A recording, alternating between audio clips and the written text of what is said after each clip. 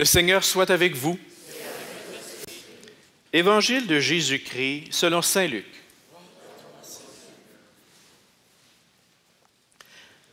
Quand arriva le jour fixé par la loi de Moïse pour la purification, les parents de Jésus le portèrent à Jérusalem pour le présenter au Seigneur, selon ce qui est écrit dans la loi.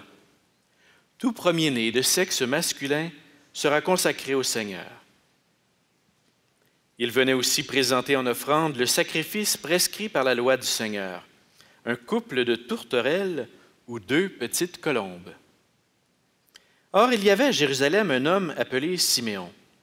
C'était un homme juste et religieux, qui attendait la consolation d'Israël. Et l'Esprit Saint était sur lui.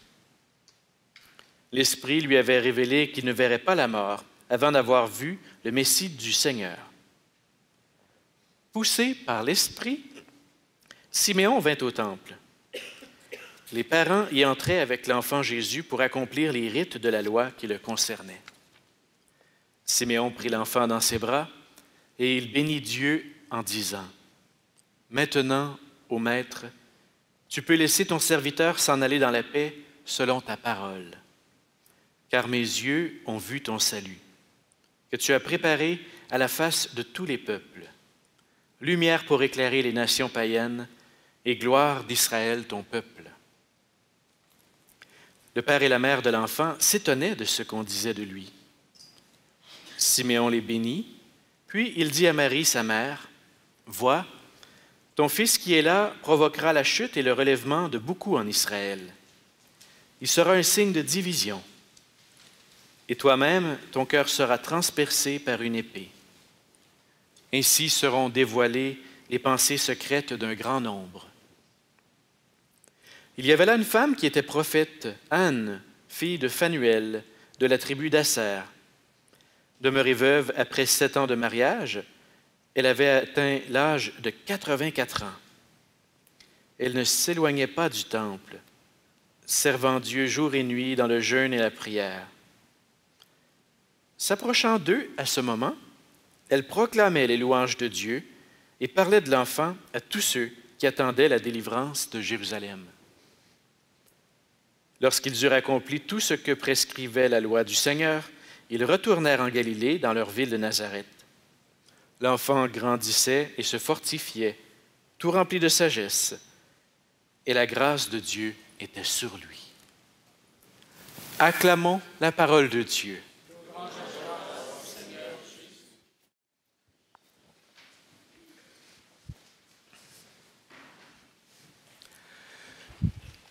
Alors ce soir, j'intitule mon homélie « L'océan des âges ». J'ai trouvé aussi un portrait, c'est une toile de Suzanne Hagman qui a été peinte en 2007. J'aime beaucoup la poésie, mais en vérité, je ne connais pas tellement ça. J'ai appris un seul poème par cœur dans ma vie. Je l'ai appris à 17 ans et il me revient de temps en temps. Et c'est un poème absolument magnifique. C'est « Le lac » de Lamartine. Et c'est une poésie qui a été publiée en 1820. C'est une histoire assez triste. Hein? Lamartine aimait tendrement une jeune femme. Il avait donné rendez-vous l'année suivante sur le bord d'un lac. Et pendant cette année-là, la dame en question, elle est décédée de maladie assez jeune.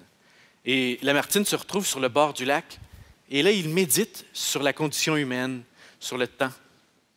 Et c'est empreint de nostalgie. Voici quelques vers qui me reviennent. « Ainsi toujours poussés vers de nouveaux rivages, dans la nuit éternelle, emportés sans retour, ne pourrons-nous jamais, sur l'océan des âges, jeter l'ancre un seul jour? » Plus tard, il prête voix à cette femme-là qui dit « Ô temps, suspends ton vol, et vous, heure propice, suspendez votre cours. Laissez-nous savourer les rapides délices des plus beaux de nos jours. » Elle termine en disant « L'homme n'a point de port, le temps n'a point de rive, il coule et nous passons. » C'est beau, hein? Je vois que certains d'entre vous le connaissiez aussi. C'est-tu un des poèmes que tout le monde connaît, finalement? Moi, je pensais que j'étais un peu original. Je dis, hey, je connais un poème. Hein? Tout le monde le sait. Bon, ça va bien. C'est intéressant de voir la beauté, la manière dont Lamartine est capable d'aller chercher la nostalgie, le sentiment de quelque chose qui nous échappe. Et je pense qu'il nous arrive de temps en temps d'avoir l'impression d'être emporté. Le temps va tellement rapidement. Qu'est-ce qui va rester de nous? Et lui, il se sentait comme dans l'océan des âges, emporté sans retour. Peut-être que ça nous arrive de temps en temps d'entrer dans ce type de méditation. J'ai quand même l'impression, moi, que dans le monde d'aujourd'hui, si on a l'impression que le temps s'échappe, c'est peut-être pas parce qu'on médite sur la condition humaine. C'est peut-être plus parce qu'on est à la course, puis on est tellement pressé que là, on a l'impression de ne pas avoir assez de temps. Il faut faire ceci, il faut faire cela, il faut y aller rapidement. On court, et on cherche notre temps. Et il me semble que ce soir, cette fête de la présentation de Jésus au Temple pourrait nous aider à retrouver une dimension profonde dans notre rapport au temps. Je pense que cette scène de l'Évangile nous permet de retrouver nos racines profondes comme chrétiens et se situer autrement. Jadis, on parlait d'une thématique qui s'appelait l'histoire sainte. Avez-vous déjà entendu parler de ça déjà? L'histoire sainte. Mais l'histoire sainte, ça me paraît encore très actuel. Je dirais que, contrairement à Lamartine, on est convaincus, nous autres, qu'on n'est pas perdus dans un océan. On n'est pas dans un monde absurde où tout se passe, tout vient, tout disparaît, il ne reste rien de rien. Ce n'est pas notre conviction. Et peut-être si de temps en temps, il nous arrive de nous sentir désemparés, qu'on a perdu tous nos repères, je pense que notre foi chrétienne nous invite à redécouvrir les repères qui nous sont donnés. J'aime à penser qu'on est comme les marins tout au long des siècles de l'histoire humaine, qui, lorsqu'ils étaient en océan, ils en avaient des repères. Ils ont su en trouver. C'était les étoiles dans le ciel. Et ils sont devenus des cartographes des constellations du ciel. Et à travers les étoiles, même si c'était en pleine nuit, ils retrouvaient leur direction. Pour nous, les chrétiens, on vit dans un monde, parfois c'est obscur. Parfois on est transporté par des tempêtes et des vagues incroyables. Mais il nous reste, nous en sommes convaincus, des points de repère. Notre histoire a un sens. Faire partie de l'histoire sainte, c'est se rappeler ça. Les marins chrétiens avaient même donné des noms aux étoiles. Marie, la mère de Jésus, il y avait des chants, des hymnes. Marie, c'était Stella Maris, l'étoile de la mer. Oui, nous avons des ressources pour faire face aux ténèbres, aux tempêtes et aux sentiments de perdition. On a des points pour se rattraper, pour se retrouver avec Dieu. L'histoire sainte, ce que ça nous dit? Ça nous dit qu'on fait partie de quelque chose de plus grand que nous. Les ancêtres, nos anciens qui nous ont précédés, avaient le sentiment, peut-être plus fort que nous, de faire partie d'un peuple. Nous, on est dans une société tellement individuelle. On pense à notre histoire en termes personnels. D'où je viens, où je m'en vais, qu'est-ce qui va m'arriver. Je pense que c'est bien correct. Mais on a peut-être invité à se rappeler également qu'on fait partie d'un peuple et une histoire bien plus large que la nôtre. Nos combats, nos défis, nos échecs, nos victoires font partie d'une histoire plus grande que la nôtre. L'histoire sainte nous permet ici de retrouver un sens à notre vie. Nous faisons partie d'un peuple en marche. Et en marche vers une direction, pas qui tourne en rond vers n'importe quoi. Faire partie d'un peuple dans une histoire sainte, c'est aussi retrouver une confiance fondamentale. Et je pense qu'on a besoin de se le redire. On est sollicité par le cynisme, par le découragement, par le sentiment de l'absurde. Ça traîne dans l'air du temps aujourd'hui. Nous, les croyants, on est invités à refuser ça, à dire non. Notre histoire, elle est bonne et elle va bien finir. L'histoire dont nous faisons partie, c'est pas une histoire postmoderne là, qui finit toujours très mal. Tu sais, là. Non, on fait partie d'une histoire intéressante. Je dirais une merveilleuse histoire. Une histoire extraordinaire. On est dans la meilleure histoire possible. Faire partie de l'histoire sainte, c'est se dire ceci. Nous sommes co-auteurs d'une histoire en marche Et celui qui est l'auteur principal, c'est Dieu, qui fait alliance avec nous, qui nous aime.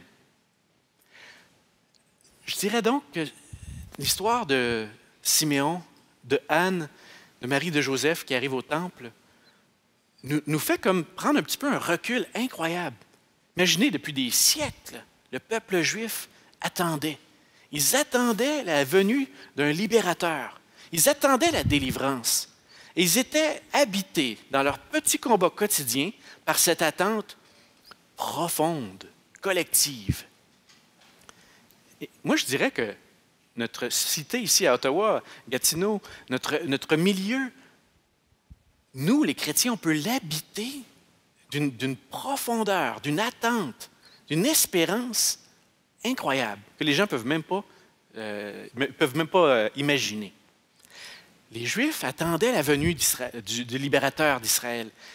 Vous voyez ces figures de Anne et de Siméon. Une patience, une persévérance. Et Siméon avait eu cette consolation d'avoir cette assurance intérieure par l'Esprit qu'il ne verrait pas la mort avant de voir la consolation d'Israël, avant de voir le Messie. Dieu tient ses promesses. Et ce Dieu qu'ils attendaient, il est venu. Et cette espérance qu'ils portaient, elle s'accomplit. Si on pouvait, nous aussi, comme Siméon, avoir je dirais, ce soulagement de foi. Maintenant, ô Maître, tu peux laisser ton serviteur s'en aller en paix.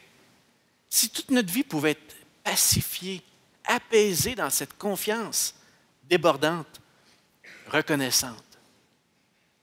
Oui, Dieu tient ses promesses. Alors, faire partie d'une histoire sainte, ça nous donne à la fois un sentiment qu'on est dans un monde qui a du sens, mais également, et je pense que ça fait beaucoup de bien de l'entendre, c'est pas juste qu'il y a du sens, c'est qu'il y a la présence de Dieu avec nous à chaque étape. Et Jésus est présenté aujourd'hui comme la lumière des nations et aussi comme la consolation. On a besoin de lumière dans notre vie. Toi, tu as besoin de lumière, moi, j'ai besoin de lumière. On a besoin de retrouver le sens, la direction. On a besoin des étoiles. On a besoin de retrouver notre chemin. Mais on a aussi besoin de consolation. Et Jésus, il est la consolation. Pour toi ce soir, pour moi. Jésus, il est la consolation qui apporte le bienfait maintenant. Et Anne, la prophétesse, parlait de Jésus à tout le monde. Il y a tellement de gens qui attendent la consolation. Cette semaine, j'ai été, je vous dirais, assez impressionné par différentes situations où des gens m'ont demandé de l'aide, des prières pour eux. Et je suis impressionné de tous les défis auxquels les gens on est confrontés aujourd'hui. Et la souffrance aussi, et l'épreuve. Il me semble qu'il y a bien des gens ce soir qui auraient besoin de lumière. Il y a bien des gens qui auraient besoin de consolation. Il y a des peuples entiers qui attendent la consolation. Combien de peuples encore en ce moment vivent la famine, la guerre? Combien de familles vivent des épreuves, difficultés, des couples qui vivent des épreuves? Je pense à des enfants qui vivent dans des conditions de jeunesse atroces, qui n'ont même pas accès à l'éducation, à l'eau. Pensez aux femmes qui, dans tellement de situations et dans tellement d'endroits, vivent de l'oppression, même des esclavages de toutes sortes. Il y a un monde qui attend la consolation, qui attend l'espérance. Des travailleurs qui vivent même des situations de travail difficiles ou des chômeurs qui rechercheraient juste un peu de travail. Notre monde attend la consolation. C'est peut-être à nous de faire comme Siméon et Anne, de savoir reconnaître en Jésus le consolateur pour nous ce soir, en cet instant, pour chacun de nous. Alors moi, je dirais, peut-être que ce soir, tu te sens comme la martine perdue dans l'océan des âges. Peut-être que tu as l'impression que tout tourne dans tous les sens. Reviens à Jésus. Reviens à cette étoile de la nuit, ce soleil, le vent même. Reviens à Jésus, à cette lumière, pour retrouver ta direction. Retrouver aussi la consolation qu'il veut te donner. Siméon et Anne, ils étaient au bon endroit au bon moment. Il faut quand même leur donner ça. Tu sais, quand tu es à la porte du temple, au moment même où Marie et Joseph arrivent, c'est quasiment écrit comme dans un film, tu te dis « Wow, ils étaient à la bonne place ». Mais moi, je pense qu'on peut tous être au bon endroit, au bon moment, si on est dans notre temple intérieur, en tout temps. Alors, dans notre Eucharistie ce soir, demandons au Seigneur qu'il apporte sa lumière, sa consolation au monde d'aujourd'hui et à ceux d'entre nous qui en avons besoin. Amen.